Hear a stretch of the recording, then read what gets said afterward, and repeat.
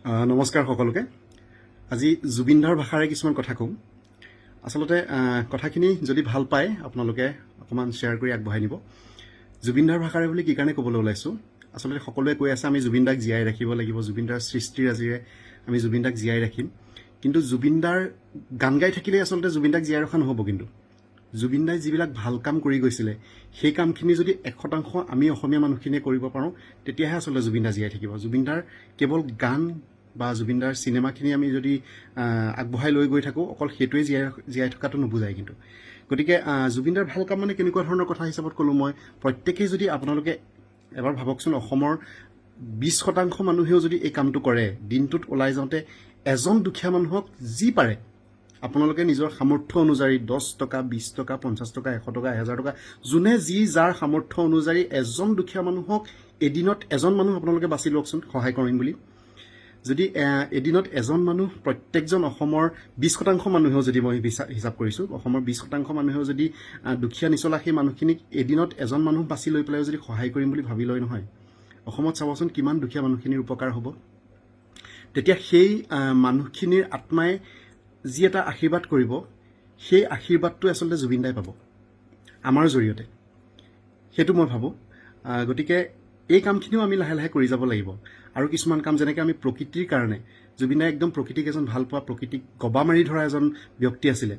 প্ৰকৃতিৰ কাৰণে যদি আমি সপ্তাহত বা মাহেকত যদি এজোপাও গছপুলি আমি ৰুব পাৰোঁ, বা ৰোৱা গছপুলিজোপাকে যদি আমি প্ৰতিপাল কৰি আগবঢ়াই নিব পাৰোঁ, সেই গছজোপা ডাঙৰ হোৱাৰ ক্ষেত্ৰত যদি আমি আগবঢ়াই নিব পাৰোঁ, প্ৰকৃতিৰ কাৰণে, সমাজৰ কাৰণে আমি কিমান এটা ডাঙৰ অৱদান নিজেই নিজৰ ফালৰ পৰা আগবঢ়াব পাৰিম, নিজে চিন্তা কৰি চাওকচোন।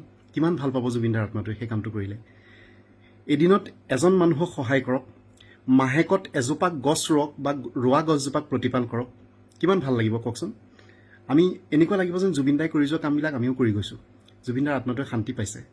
চাবচোন আকাশত তৰাৰ তীৰ বিৰণিটো তেতিয়া বৰ বেলেগ ধৰণকৈ হ'ব, কিন্তু জুবিনদাই হাঁহিব সেই কামবিলাক কৰা দেখিলে। জুবিনদাৰ গানটোতো আমি গাবই লাগিব।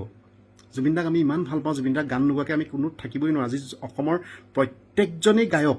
আজি মই এজেগাত গৈছিলোঁ, এজন বহুত ডাঙৰ মানুহে কৈছে অসমৰ দেখোন প্ৰতিজন মানুহেই গায়ক, ইমান ধুনীয়াকৈ মায়াবিনী গাইছে সকলোৱে। আমিতো কেতিয়াও ভাবিবই নোৱাৰোঁ সেই কথাটো, আমিতো গান গোৱাৰ কথা ভাবিবই নোৱাৰোঁ, কিন্তু প্ৰত্যেকেই সুৰত মায়াবিনী গাইছে। গতিকে কিমান অন্তৰৰ পৰা জুবিনদাক আমি ভাল পাওঁ ভাবক। গতিকে সেই গানৰ লগতে, সৃষ্টিৰাজিৰ লগতে, চিনেমাৰ লগতে আমি যদি সেই জুবিনদাই ভাল পোৱা কামবিলাকো কৰি যাওঁ, তেখেতৰ আত্মাই কিন্তু বিৰাট শান্তি পাব।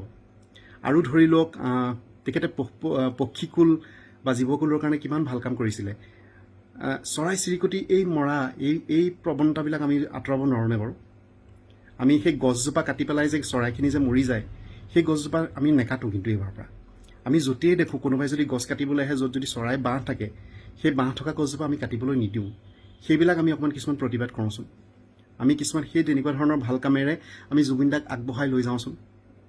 দিনটোত এজন মানুহ সহায় কৰোঁ, মাহেকত এজোপা গছ ৰুওঁ, আৰু জীৱকুল আৰু পক্ষীকুলৰ কাৰণে আমি কিছুমান কাম কৰোঁ।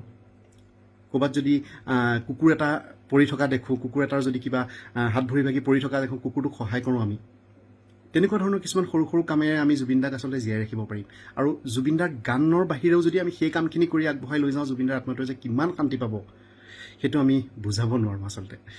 গতিকে এনেকুৱা ধৰণৰ কিছুমান কাম প্ৰত্যেকেই অসমৰ প্ৰত্যেকজনে আজি সংকল্প লওকচোন, এনেকুৱা ধৰণৰ এটা কামো আমি আগবঢ়াই লৈ যাম বুলি।